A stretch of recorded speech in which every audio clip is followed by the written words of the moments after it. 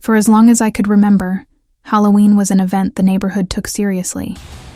Kids raced from house to house, collecting candy, while adults sat on their porches with festive lights or scarecrows dangling in their yards.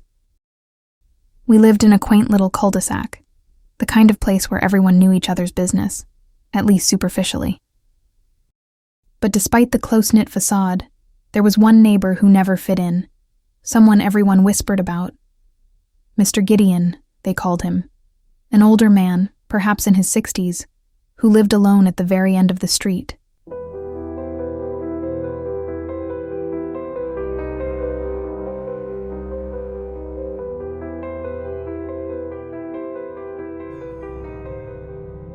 His house was nothing special, but it always felt like it was wilting in the shadow of the more colorful homes. He never talked to anyone, never came out during the day, but every Halloween, he wore the same mask, a grotesque, distorted face of a clown. The mask was no store-bought costume. It looked handcrafted, with discolored skin, bloated features, and hollow eyes that glistened under the porch lights. Every Halloween, without fail, kids would dare each other to go to his door. 5 pieces of candy if you knock on the masked man's door, they'd whisper. The bravest among them would scurry up to his porch, hit the doorbell, and run. I'd never seen him refuse a trick-or-treater, but I'd never seen him take the mask off either. This year, I was too old for trick-or-treating, but my younger brother Tommy wasn't. He was only 10, still in that curious, daring phase. I promised to take him around the neighborhood one last time, like I always did. But this Halloween felt different, charged somehow with an energy I couldn't explain. Maybe it was because Mom was working late at the hospital again. She'd been pulling double shifts for weeks now, leaving me, at 17, to look after Tommy more than ever. Or maybe it was because Dad had left for good a couple of months ago. His absence still a raw wound we pretended wasn't there. Tommy and I set out, his costume a store-bought skeleton, while I wore my usual leather jacket, half-heartedly pretending to be a rebel. But my mind wasn't on the candy. It was on the growing feeling that something wasn't right. We made our rounds, house after house, filling up Tommy's bag with sweets, when he said, "I want to go to Mr. Gideon's house." My stomach tightened. Why? Dare. Caleb said if I knock on Mr. Gideon's door, I'll be the bravest kid in school. It wasn't just a simple dare anymore. Mr. Gideon's house had earned a reputation over the years, more than just a creepy man with a mask. There were rumors, dark ones. Some said kids who dared to knock on his door would have nightmares for weeks afterward. Others claimed that no one ever saw him leave the house. There were even whispers that he wasn't a man at all, just a shell of something far worse. I laughed, hoping to ease the knot of fear in my chest. "Tommy, it's just some old guy. He probably doesn't want to deal with kids tonight." "But you said you'd let me pick the houses," he argued. I couldn't argue with that. Reluctantly, I let Tommy lead the way down the darkened street. The wind had picked up, making the trees creak overhead. A few remaining houses still had their porch lights on, but there was something about Mr. Gideon's house that seemed darker than the others. The windows were covered in grime, and the porch was littered with old decorations from years past. His house always looked the same, like it was stuck in a different time. The kind of place you'd expect to find something unspeakable behind its walls. Tommy didn't hesitate, though. He bounded up the porch steps like it was just another house, just another harmless Halloween tradition. I, on the other hand, stayed back. I told myself I was just letting him have his moment. But deep down, I knew it was fear that kept me frozen at the edge of the yard. Tommy knocked. 3 sharp raps on the faded wood. We waited. The seconds stretched on, too long, until I felt the chill seep into my bones. I was about to tell Tommy to forget it, that we should just go home, But then the door creaked open. Mr. Gideon stood there, in the same mask, the grotesque, grinning clown with its hollow, staring eyes.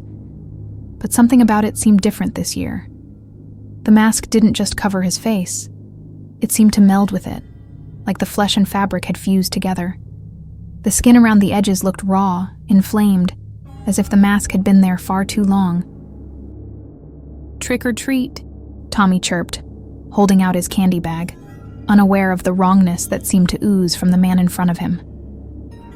Mr. Gideon didn't move at first. He just stood there, staring down at Tommy with those hollow, unseeing eyes. I felt a wave of nausea wash over me, the air around us growing thick, suffocating. Then, slowly, Mr. Gideon reached into his pocket and pulled out a single piece of candy. He dropped it into Tommy's bag with a soft thud, and without a word, he closed the door. Tommy turned around, grinning from ear to ear. "See? Told you it was no big deal." But it was a big deal. I didn't know why, but something had changed. I didn't want to scare Tommy, so I forced a smile. But as we walked away, I couldn't shake the feeling that Mr. Gideon's mask had looked too real. And those eyes, they weren't human. Something inside them was watching, waiting.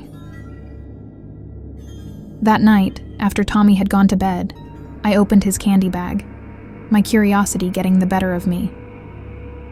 The piece of candy Mr. Gideon had given him was unlike anything I'd ever seen. It was small, wrapped in plain, yellowing paper with no brand or logo. As I unwrapped it, a pungent smell hit me, a mix of rot and something metallic like old blood. Inside was something soft, pinkish, and pulsing, like a tiny beating heart. I dropped it immediately, my heart racing. What had that man given my brother? I didn't know it yet, but that was the beginning. The mask was more than just a mask, and Mr. Gideon was far more dangerous than anyone could have imagined. I spent the next few hours staring at that thing, still lying there on the kitchen table where I'd dropped it. My brain wrestled with what I'd seen. It wasn't candy, not by any stretch of the imagination. It looked more like a fleshy, malformed lump, and with each passing minute, I could swear it moved, pulsed, as if alive. Part of me wanted to throw it away, to pretend none of it had happened. But another part, some morbid, terrified part of me, couldn't look away. My stomach churned, and the smell, God, the smell, was getting worse. It filled the room, a mix of decay and copper, as if it had crawled out of something long dead. The idea that Tommy had brought this back from Mr. Gideon's house made my skin crawl. Tommy, blissfully unaware of what was in his candy bag, had fallen asleep an hour ago. But I couldn't shake the feeling that I needed to do something. Get rid of it, maybe. Burn it. But it felt more important to figure out what it was, to understand why the hell that man had handed it to my little brother. I stood up, my hands trembling, and grabbed a pair of latex gloves from under the sink. Slowly, carefully, I picked up the thing, and as I did, I felt a faint warmth, like it was alive. It squished between my fingers, a disgusting, sponge-like texture that made me gag. I wrapped it up again in the yellowed paper, trying not to breathe too deeply, then shoved it into a Ziploc bag. Out of sight, out of mind. I whispered to myself, trying to calm the panic rising in my chest. I'd look into it tomorrow, maybe take it to the police if that was even an option. But for tonight, it was better to lock it away, forget about it. As I climbed the stairs, I tried to shake off the unease creeping through me. Tommy had been through enough already. Between Dad walking out and Mom's late-night shifts, he'd become more sensitive to everything. He'd started having nightmares about monsters under the bed, the sort of thing I thought he'd outgrown. If he knew what was really inside that candy bag, I wasn't sure he'd sleep again. I cracked open his door, peeking inside. He was sprawled across his bed, one leg hanging off the side, fast asleep. His skeleton costume was crumpled on the floor, and the soft glow of his nightlight cast long shadows on the walls. For a moment, everything seemed normal, safe even. But then I noticed it. His breathing. It was shallow, too slow. I stepped into the room, my heart pounding in my chest as I leaned over him. His skin looked pale, almost translucent under the dim light, and when I touched his forehead, it was cold, far colder than it should have been. "Tommy?" I shook him gently, but he didn't stir. His chest barely moved, just the faintest rise and fall. Panic surged through me. "Tommy?" I shook him harder, and finally, his eyes fluttered open, but something wasn't right. He stared up at me, his eyes glazed, unfocused. They weren't the bright, curious eyes I knew. They were empty, as if he wasn't really seeing me. "What's wrong?" I asked, my voice shaking. "Are you okay?" He blinked slowly, like he was waking from a deep sleep, then mumbled something I couldn't understand. His lips moved sluggishly, and his body seemed limp, like all the energy had been drained from him. "Tommy, talk to me." He didn't respond, just stared blankly at the ceiling. I reached for my phone, ready to call an ambulance, but as I fumbled with it, his hand shot up, grabbing my wrist with surprising strength. "Don't," he whispered, his voice weak but clear. "It's watching." I froze, my pulse hammering in my ears. What's watching?" He didn't answer. Instead, he slowly turned his head toward the window, his eyes fixed on something outside. I followed his gaze, dread creeping up my spine, but the window showed nothing unusual, just the empty street and the distant glow of a few porch lights. "Tommy, you're scaring me," I whispered, but he didn't seem to hear me. His grip on my wrist loosened, and he turned back to the ceiling, his breathing evening out as if he'd slipped back into sleep. I stood there for what felt like an eternity, watching him, waiting for something else to happen, but nothing did. Eventually, I backed out of the room, pulling the door shut behind me. My head was spinning. I wanted to believe that Tommy was just tired, maybe coming down with something. But that whisper, the way his eyes had glazed over, it felt wrong. And whatever he thought was watching from the window, that wasn't normal. I hurried downstairs, my mind racing. What had Mr. Gideon done to him? That man, no, that thing, had handed Tommy something vile, something unnatural. My gut told me it wasn't over. And the more I thought about it, the more I realized I couldn't wait until tomorrow.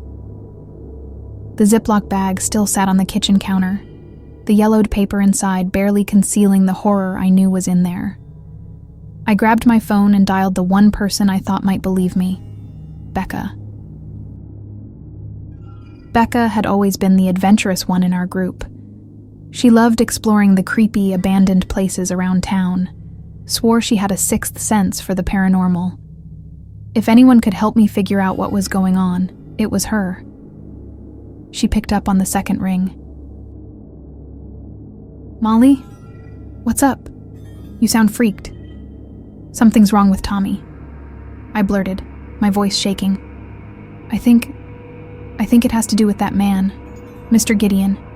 He gave Tommy this thing, and now he's acting weird." There was a pause. "What kind of thing?" I looked at the bag again, nausea rolling through me. "I don't know, it looks like a heart or something. It's disgusting. I need you to come over, now." "I'll be there in 10, Becca said, and hung up. I paced the kitchen, glancing at the clock every few minutes. The house was too quiet, the air too thick, and every creak of the floorboards made my nerves jump. I couldn't shake the feeling that something was watching us, just like Tommy had said. But I didn't dare look outside. Becca arrived, breathless and wide-eyed, clutching a flashlight. "Okay, show me." I opened the bag, hands trembling. She leaned in, her face twisted in disgust. "What the hell is that?" "I don't know," I whispered. "But I think it's alive." Becca recoiled from the bag, her face contorting into a look of pure disgust. "Alive? Are you serious?"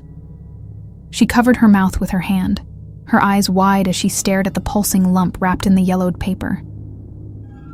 This can't be real." "That's what I thought," I muttered, my voice barely holding steady. I couldn't take my eyes off the thing. But it is. And whatever it is, it did something to Tommy. Becca paced in a tight circle, running her hands through her hair. She wasn't the kind to scare easily, but even she seemed shaken by the sight of the thing on the counter. "Have you called anyone? Your mom? The cops? Anyone?" I shook my head, swallowing back the bile rising in my throat. I didn't want to freak Mom out. She's working another night shift, and Tommy... He said something weird before he went back to sleep. Weird how? He said something was watching him. Becca stopped pacing, turning to look at me with wide, cautious eyes. Watching him? From where? "The window," I whispered, my heart thudding in my chest. But when I looked, there was nothing there. She chewed her bottom lip, staring at the bag on the counter. "Okay, look. If this thing did something to Tommy, maybe we should take him to a hospital. This is way beyond us, Molly." I knew she was right, but something deep inside me, the same gnawing fear that had been growing since Tommy knocked on Mr. Gideon's door, told me it wasn't that simple. This wasn't something the doctors could fix. "I don't know what they'd even find, Becca. He's pale, his breathing is shallow, but they'd just think he was sick. What am I supposed to tell them? That some old man gave him cursed candy?" Her face softened, and she walked over, putting her hands on my shoulders. "You're scared, I get it, but this is serious. We don't know what's happening to Tommy." I took a deep breath, trying to calm my racing thoughts. Becca was right. Tommy needed help. I couldn't just sit here and wait for something worse to happen. "All right," I said, nodding. "Let me check on him again, and then we'll go." We made our way upstairs, every step feeling heavier than the last. My heart pounded louder with each creak of the floorboards, and a growing sense of dread filled me the closer we got to Tommy's room. I hesitated at the door, afraid of what I might find. Becca gave me a small, reassuring nod, and I pushed the door open. The room was dark, the only light coming from the small nightlight in the corner, casting a soft glow over Tommy's bed. He was still there, his small body motionless under the covers. But something was different. His breathing. It wasn't just shallow anymore. It was erratic, uneven. I rushed to his bedside, my heart in my throat, and Becca flicked on the overhead light. What I saw made me stumble back, my stomach twisting in knots. Tommy's skin had gone from pale to an unnatural, sickly gray. His lips were slightly parted, but his eyes, they were wide open, staring blankly at the ceiling. His mouth twitched, like he was trying to say something, but no sound came out. "Tommy," I whispered, leaning in closer, praying that I was just seeing things. "Tommy, wake up. Please." His head jerked to the side, facing me, but his eyes stayed unfocused, as if he wasn't really seeing me. Then he whispered something so faint, I had to strain to hear it. The man with the mask. He's here. The word sent a cold wave of terror through me. I turned to Becca, who had gone pale, her eyes wide as she took a step back toward the door. Molly, what the hell is going on? I shook my head, unable to form a coherent answer. All I knew was that Tommy wasn't himself anymore. He was slipping away, and there was nothing I could do to stop it. Suddenly, the room felt colder, unnaturally cold. The kind of cold that seemed to seep into your bones, chilling you from the inside out.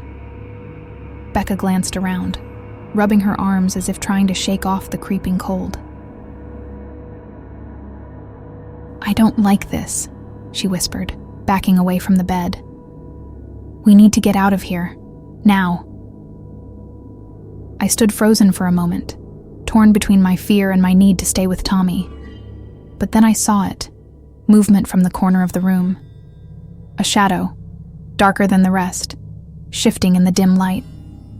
It was subtle at first, like a trick of the eye. But as I stared, it became clear that the shadow was growing, taking shape. Becca must have seen it too, because she let out a strangled gasp. What the hell is that? It was the shape of a man, tall, looming, with a distorted head and broad shoulders. And as it moved closer, the figure became clearer. The mask. The same grotesque clown mask that Mr. Gideon had worn when he gave Tommy the cursed candy. The shadow wasn't just in the room. It was coming for us. Run, Becca screamed, grabbing my arm and pulling me toward the door. But I couldn't move. I was rooted to the spot, my mind racing. The man with the mask wasn't just a neighbor, wasn't just some creepy old guy who liked to scare kids on Halloween. He was something else, something far worse, and he wasn't alone. The shadowy figure seemed to flicker, like it was glitching in and out of reality, but it moved with purpose, advancing toward the bed where Tommy lay. I grabbed Tommy's hand, my throat tight with fear. Tommy, please, wake up. We need to go. But Tommy didn't respond. His body remained limp, his eyes glazed over. The shadow was almost upon him now, stretching long, inhuman fingers toward his face. And then, with a jarring snap, the room was plunged into total darkness. Becca screamed. I could hear her scrambling toward the door, but I couldn't move. The cold was suffocating, the weight of the shadow pressing down on me like a lead blanket. And then I felt a presence, standing right behind me. A hot, rancid breath on the back of my neck. Slowly, painfully, I turned my head. There he was. Mr. Gideon, in his grotesque mask, standing inches from me, his hollow eyes gleaming in the darkness. He didn't move. He just stared, that sickening grin plastered on his face as if mocking me. And in that moment, I knew. He wasn't going to stop. Whatever curse he had unleashed on Tommy wasn't going to end with him. It was going to spread, consume everything. Becca's hand clamped onto mine, yanking me out of my frozen state. Molly, come on. We ran. Out of the room, down the stairs, into the cold, unforgiving night. But even as we escaped the house, I couldn't shake the feeling that the masked man was still with us, watching, waiting. And Tommy was still inside, trapped. We didn't stop running until we were halfway down the street, panting and gasping for air. Becca bent over, clutching her knees, while I stood frozen, my mind reeling from what had just happened. I could still feel the icy breath of Mr. Gideon on my neck, the image of that grotesque mask seared into my brain. What the hell was that? Becca finally wheezed, straightening up, her eyes wide with terror. Molly, what the actual hell was that thing? I couldn't answer. My mind was racing too fast to form any words. All I knew was that Tommy was still in the house, alone with that thing. The thing that wore Mr. Gideon's mask. And I had left him there. I have to go back, I gasped, panic rising in my chest. I can't leave him there. Tommy. Becca grabbed my arm, pulling me back. No, are you crazy? That thing isn't human. We have to call someone, the police, anyone. The police won't believe us, I shouted, yanking my arm free. They'll think we're crazy. And while we're wasting time, Tommy... Molly, listen to me. Becca's voice softened, though I could see the fear in her eyes. I know you want to save your brother, but we can't go back in there without knowing what we're dealing with. That wasn't just some masked creep. It was something else. Something... evil. She was right. As much as I wanted to run back into the house and drag Tommy out, I couldn't deny that there was something far more dangerous lurking inside. Something far worse than just a man in a mask. I sank onto the curb, my hands shaking uncontrollably. I don't understand. Why Tommy? Why us? What is this? Becca sat beside me, rubbing her temples as if trying to make sense of it all. You said it started with Mr. Gideon, right? That he gave Tommy something weird on Halloween? I nodded. Yeah, this disgusting pulsing thing. It looked like a heart, but smaller, like it was alive. Becca frowned. And this Mr. Gideon, he always wears the mask, right? No one's ever seen his face. Yeah, every Halloween he's worn that same mask, but this year, I don't know. It's like the mask was part of him, like it wasn't just a costume. Becca went quiet for a long moment, her eyes narrowing in thought. I've heard about stuff like this before, she finally said. Not exactly the same, but similar. My grandma used to tell me stories about old magic. Dark magic. Curses that attach themselves to objects or people and spread like a disease. I shuddered. You think that's what this is? Some kind of curse? Becca hesitated before nodding slowly. I think it's more than that. The mask, the thing in the candy bag, they're connected. But I don't think Mr. Gideon is just a man wearing a cursed mask. I think the mask is him, or at least whatever's left of him. A chill ran down my spine. The more I thought about it, the more it made sense. Mr. Gideon had always been a mystery, a ghost in the neighborhood.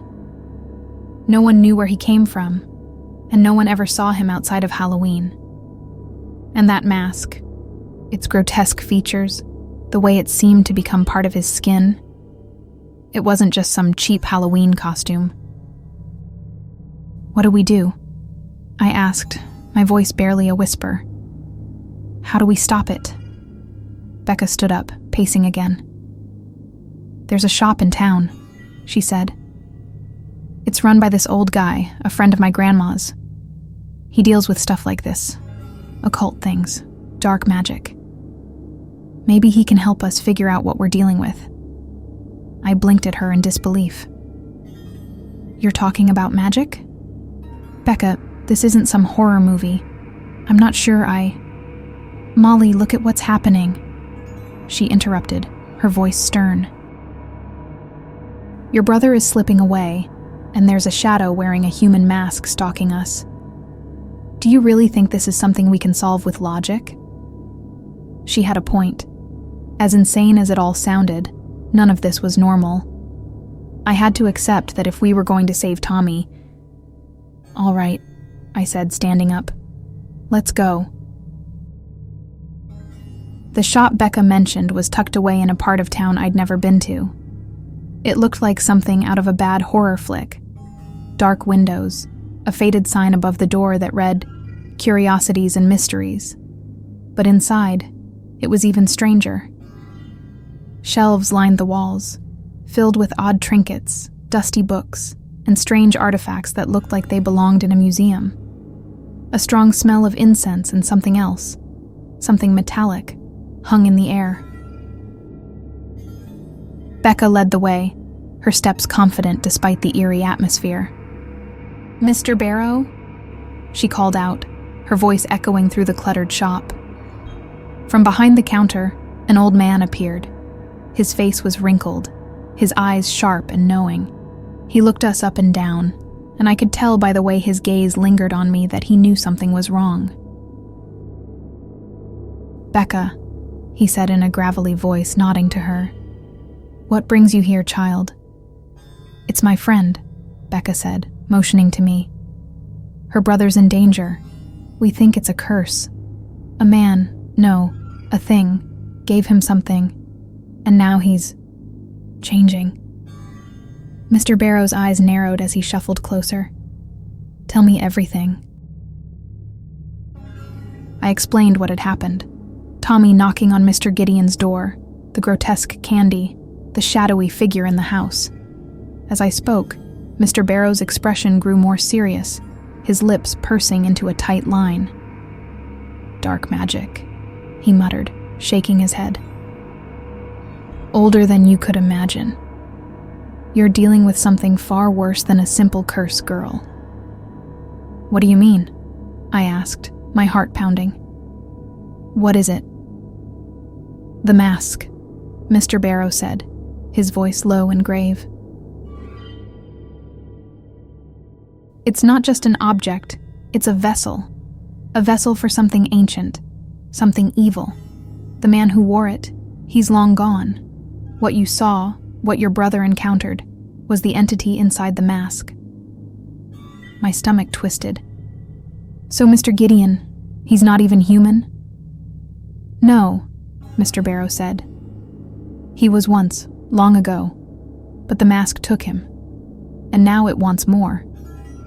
I felt a cold sweat break out on my forehead. "More? What do you mean?" Mr. Barrow sighed, his gaze hardening. "The mask feeds on fear, on life itself, and it's chosen your brother as its next victim."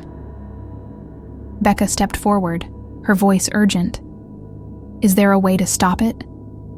"There is," Mr. Barrow said, turning to one of the shelves. He pulled down an old, tattered book and flipped through the pages. "But it won't be easy. You'll need to face the mask directly and destroy it before it fully consumes your brother." My heart sank. The idea of facing that thing again, of going back into that house, filled me with dread. But I didn't have a choice. Tommy was in danger, and I was the only one who could save him. Mr. Barrow handed me a small silver knife, its blade inscribed with strange symbols. "This is the only thing that can sever the mask's connection to the boy. But you must be careful. The mask will fight back. It won't go down without a fight." I gripped the knife tightly, the weight of it heavy in my hand. "I'll do it," I said, my voice steady despite the fear gnawing at me. Becca squeezed my shoulder, her face pale but determined. "We'll do it together." With the knife in hand and a sense of grim determination settling over me, I knew what had to be done. We had to return to the house, face the mask, and end this nightmare before it claimed Tommy's life. But deep down, I couldn't shake the feeling that the mask wasn't the only thing waiting for us in that house. Something darker, something far more sinister, was lurking in the shadows, and it wasn't going to let us leave easily. The drive back to the house was silent, except for the hum of the engine and the rhythmic pounding of my heart. I gripped the silver knife in my hand so tightly that my knuckles were white. Beside me, Becca stared out of the window, her face tense and pale. Neither of us spoke. What was there to say? We were about to walk into something far worse than either of us had ever imagined. As we pulled up to my house, a wave of dread washed over me. The house loomed ahead, bathed in the pale glow of the streetlights. It looked the same as it always had, but I knew better. Inside, Tommy was still trapped with that thing, and time was running out. I killed the engine, and we sat in the car for a moment, the silence between us heavy. Becca turned to me, her voice barely above a whisper. "Are you ready for this?" I wasn't. But what choice did I have? Yeah, I lied, my voice trembling. We stepped out into the cold night air, the wind biting at our skin. As we approached the front door, I noticed something strange. The windows were dark, but the house seemed alive. It was as if the walls were breathing, the shadows inside shifting unnaturally. My stomach churned, and I fought the urge to turn and run. "We've got this," Becca said, more to herself than to me. I unlocked the door, the hinges creaking ominously as we stepped inside. The air was thick and heavy, like a blanket of suffocating cold. I could feel it pressing down on me, making it hard to breathe. My heart raced, and I had to remind myself to keep moving. We crept through the hallway, the house eerily silent. It felt like a tomb, like all the life had been drained from it. The only sound was the soft creaking of the floorboards beneath our feet. "Tommy?" I called out, my voice shaky. No answer. We reached the bottom of the stairs, and that's when I saw it. A figure stood at the top of the stairs, shrouded in shadow. It was tall, hunched, with the grotesque clown mask staring down at us. The hollow eyes gleamed in the darkness, and I could feel its gaze boring into me, heavy with malice. My breath caught in my throat. It was him, Mr. Gideon, or whatever was left of him. Becca gripped my arm, her fingers digging into my skin. "Molly." The thing at the top of the stairs didn't move. It just stood there, watching. And then, slowly, it raised one hand, pointing a long, spindly finger directly at me. I froze, terror paralyzing me. My body screamed at me to run, but I couldn't. I was locked in place, staring into the hollow eyes of that mask. And then, the thing spoke. "Come." The voice was a rasp, like the sound of dry leaves scraping against each other. It sent a shiver down my spine, and my legs finally responded, stumbling back a few steps. "Molly, we need to move," Becca whispered urgently, tugging at my arm. "Now." I forced myself to nod, and we turned toward Tommy's room. The masked figure didn't follow, but I could feel it watching us as we fled down the hallway, its presence like a weight on my shoulders. We burst into Tommy's room, slamming the door behind us. My heart pounded in my chest, my hands shaking as I fumbled with the lock. Becca was already at Tommy's bedside, checking on him. "He's still breathing," she said, relief flooding her voice, but her face was grim. "Barely." Tommy lay motionless under the covers, his skin now a deathly gray, his lips pale and cracked. His eyes were open but unfocused, staring blankly at the ceiling. He didn't seem to see us. "Tommy," I whispered, kneeling beside him, my throat tightening. "I'm here. I'm going to help you, okay? Just hang on." But he didn't respond. He just lay there, as if he were already gone. Becca turned to me, her voice urgent. "We need to do it now, Molly. Whatever that thing is, it's not going to wait. We have to destroy the mask." I swallowed hard, nodding. The silver knife felt heavy in my hand, its cold metal biting into my palm. This was it. There was no going back.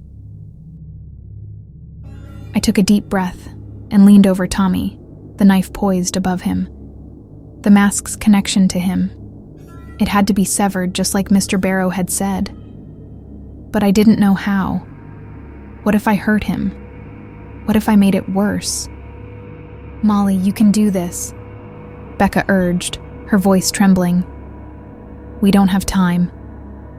I closed my eyes, steadying myself. I had to do this. For Tommy. Just as I lowered the knife, the door burst open with a deafening crash. The masked figure stood in the doorway, its hollow eyes gleaming in the darkness. It didn't move, but I could feel its presence overwhelming the room, suffocating me with its malevolent energy. The mask, now more grotesque than ever, seemed to pulsate with a life of its own, its features twisting and contorting as if something inside was struggling to break free. "Give him to me," the thing rasped, its voice like nails on glass. I gripped the knife tighter, my heart hammering in my chest. "No, you can't have him." The figure took a step forward, its movements slow and deliberate. I could feel the floor vibrate with each step, the weight of its presence pressing down on me, crushing my resolve. "Molly!" Becca screamed, backing away from the figure. "Do it now." With a surge of adrenaline, I plunged the knife down, straight into Tommy's chest. The moment the blade made contact, the air around us erupted in a violent gust, knocking me and Becca back against the wall. The figure in the doorway let out a guttural scream, its voice filling the room with an inhuman wail of agony. The mask. It began to crack. Fissures spread across the grotesque face, light spilling through the cracks like molten lava. The figure clawed at its face, writhing in pain as the mask shattered, piece by piece. And then, with one final bone-chilling scream, the mask exploded in a burst of blinding light, and the figure collapsed into a heap of ash. Silence filled the room. The air was still, the oppressive presence gone. It was over. I stumbled to my feet. My body was trembling. Becca rushed to my side, helping me stand. We both looked at Tommy. He was still, but his chest no longer rose and fell. His skin was pale and gray. He was cold to the touch. "No," I whispered, tears welling in my eyes. "No, no, no." Becca knelt beside him, her hand on his forehead. She didn't say anything, but the look on her face told me everything. "Tommy, he's gone." I sank to the floor, sobbing, the weight of what I'd done crashing down on me. I had tried to save him. I had tried. But in the end, the mask had won. The grotesque shadow that had loomed over our lives was gone, but it had taken my brother with it. And as I sat there, consumed by grief, I realized the terrifying truth. The mask had found its new vessel. The silence in the room was suffocating. I sat on the cold floor, my back against the wall, my breath coming in ragged gasps as the reality of what had just happened began to sink in.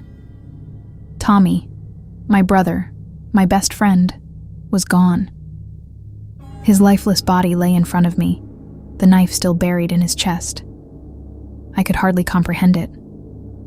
I had killed him. The mask, the curse, none of it mattered anymore. Tommy was dead, and it was my fault. Becca knelt beside me, her face pale and drawn. "Molly, we need to go. We can't stay here."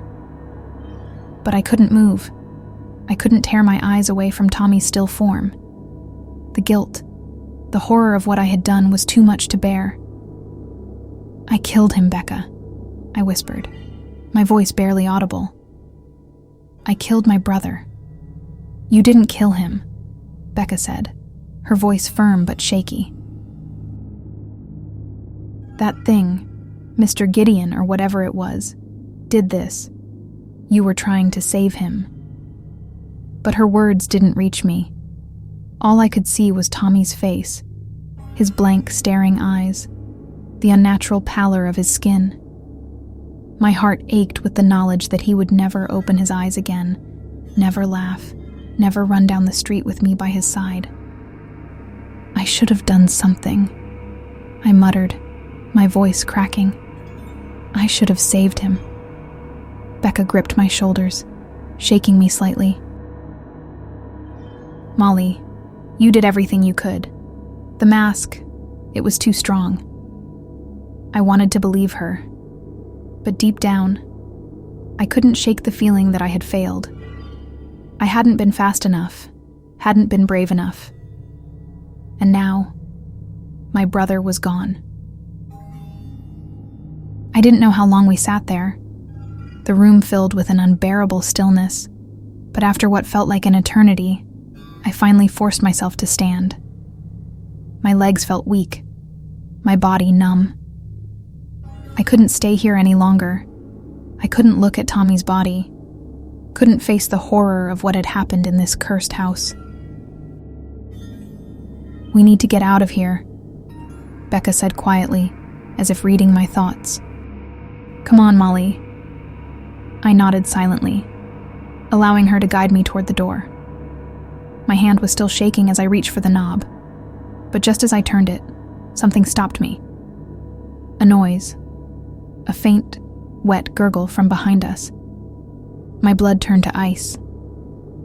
Slowly I turned around, my heart pounding in my chest. Becca followed my gaze, her eyes wide with fear. Tommy's body. It was moving.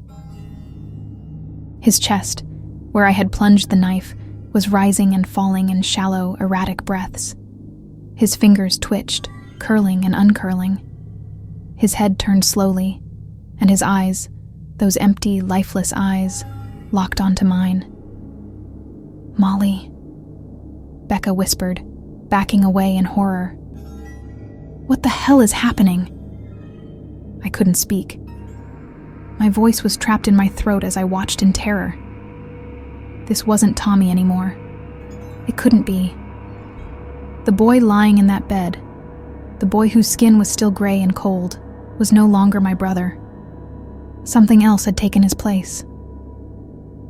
Tommy sat up slowly, his movements jerky and unnatural. The knife was still embedded in his chest, yet there was no blood. His lips parted, and a low, raspy voice that was not his own escaped from his throat. "The mask lives." My knees buckled beneath me, and I collapsed to the floor, my hands covering my mouth as a sob tore through me. Becca grabbed my arm, pulling me toward the door. "We need to go," she urged, her voice shaking with panic. "Now!" But I couldn't move. I couldn't take my eyes off Tommy, or whatever was left of him.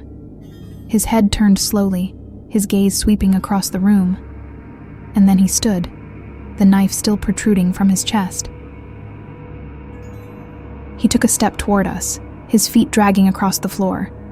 His mouth stretched into a grotesque, unnatural grin, and his eyes, those hollow, empty eyes, gleamed with something dark, something evil. "Leave. Now." The voice rasped, though it came from somewhere deep within Tommy, as if he was fighting against it. "Before it takes you too." Becca pulled harder, practically dragging me toward the door. "Molly, we have to leave. He's gone." I stumbled after her, my mind reeling. This thing, this monstrosity that had taken over Tommy's body, wasn't going to let us leave without a fight.